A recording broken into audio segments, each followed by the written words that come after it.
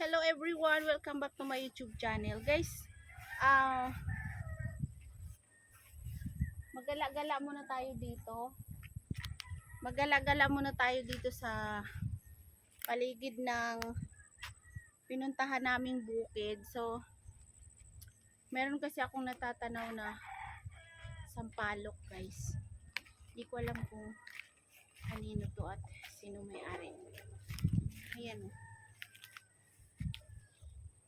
Ito guys, sampalok. Ayan. Di ba masarap yung sampalok na ilagay sa manok? So sabihin ko kay kuya na magpapaalam ako na kukuha ako ng sampalok at mag-harvest ako ng sampalok, guys. So ayan. Balik muna ako kasi magpapaalam ako kay kuya, baka hindi tayo payagan. Ayun yung sampalok ko. Ayan guys. Ibang bukid na naman po ito eh. Kuha tayo ng sampalok. Siyempre magpapaalam tayo kay kuya kasi baka baka may ari yun. Kuya, kanino yung puno ng sampalok?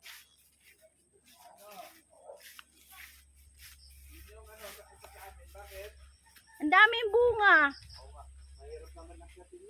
Hindi, naabot lang. Oo, mag-ano lang ako ng content. Kunti lang. Pipitas lang ako kunti. Sige, ako na kukuha pero mayroong sir. Ako ang kukuha ng sampalok, ako akayat na. Ayan, interviewin mo na siya doon sa Sampalong. Gaano po kalayo po yung binabantay mo dito, kuya? Ganyan. Oo. 5 kayo, 5 Ang gagawin, 5K. puro pa akong babae. 5K. Paano mo doon?